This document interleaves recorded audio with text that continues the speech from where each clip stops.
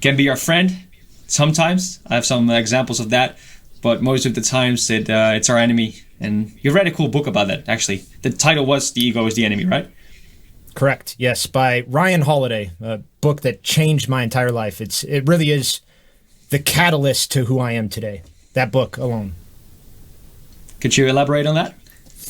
Yeah, well, first of all, like I thought I understood what the ego was, and I think that's where maybe a lot of people stop short. But I always equated the ego as being overconfident, cocky, you Mr. Know-it-all type of person. I didn't realize that the ego also tells you suck and you're not good enough, and it's tearing you down.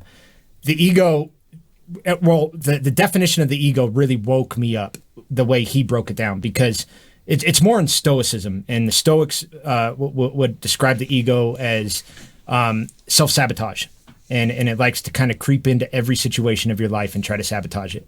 And I think I may have described this in the past podcast, but the way I like to describe it is it's that thing that tells you could do it, and then when you can't, it's like, I told you can't. And so it's like it's completely trying to sabotage every single situation in your life.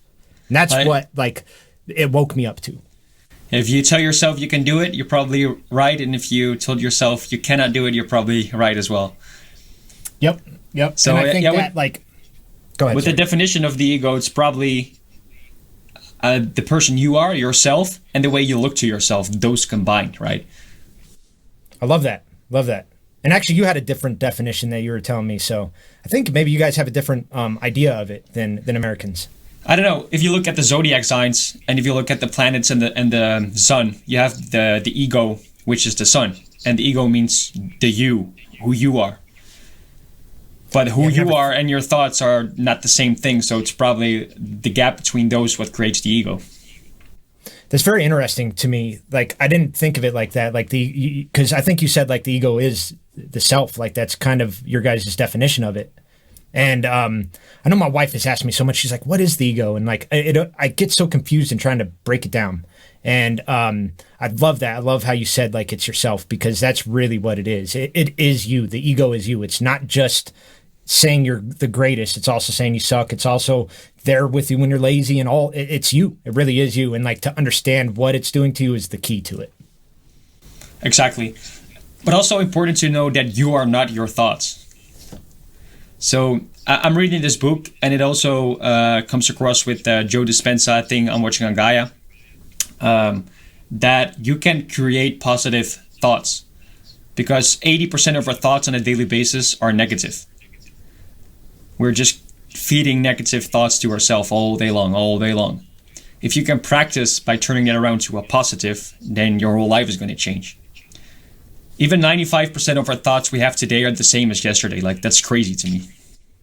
Yeah, you're actually kind of touching on why I say like people don't change, because that's what it is. Like, we continue these thoughts, these loops, these cycles, and we've been doing this for thousands of years to our minds, and usually gravitating towards the negative side. And I never even thought of that, but like you are not your thoughts, and that's so true. That is very, very true to really think of on a deep level, because thoughts just come to us. They just come flooding in sometimes, and usually a lot of times, like if you think about that thought that's in your mind, it's like, why am I thinking like this? Stop. It's usually something that you're just like, get out of here. What am I doing here? It's no like a conversation or a fight you're never going to have, and you keep playing that in your head. Like, if the situation comes up that you have to fight about that, not physically, but I mean like verbally or discussion, and then you note your thought. I'm like, why the hell am I even thinking about this? It doesn't make any sense. Yeah, and that's important what you're saying, because we're fighting fights in our head that we're never going to have, and that's what it is. That's like the biggest mind fuck of it all. It's just it's telling you to like focus on this and worry about this, but that's never going to be any significance of your life or ever even happen. Exactly. And I had the last week I had a quite stressful week. I was waiting for confirmation, and I was happy. I already did the meditation, and I was trying to note the thoughts, and then don't judge myself over that, but try to get my thoughts somewhere else, which really helped with sleeping. But this was like a challenging time. Like, of course, it's easy to to meditate and to put your thoughts on something positive when everything goes well, right? But what if you're really stressed? Like then you get into a situation like, okay, now it's going to be a challenge to get there. Yeah, like this is a perfect time for me to bring this up because this is where the ego is the enemy changed my life. And Ryan Holiday said this, and it's a pretty well-known saying, but it just resonated with me in the moment.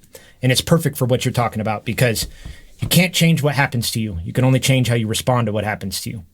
And like that is the key to life. And when you realize this, it's your response system. And that's the initial ego. It's the emotions that flood in initially.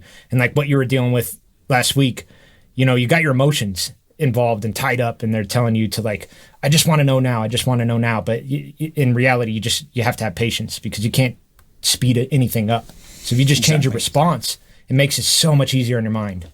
That was like the key. That was a light bulb moment for me of like, I'm torturing myself for no reason most of the time. I love that phrase because that's why I say happiness is a choice, because you don't have control on everything that happens to you, but indeed you have control on how you respond to it. So that's why being happy or having a joyful life is going to be up to you and to nobody else. Because there's always going to be shit. Like if you look for it, there's always going to be something. Yeah, there always is. And like also we could twist the truth, which typically happens in our heads. Like we take the truth of whatever's happening, or we just have pieces of the truth and then we try to complete it in our brain. And usually it goes negative and you're just like thinking of all these bad things that could happen. And like, just be patient, let it happen, wait till it happens, then respond. Because like, the buildup of it and being impatient is just really, really killing you mentally, Yep.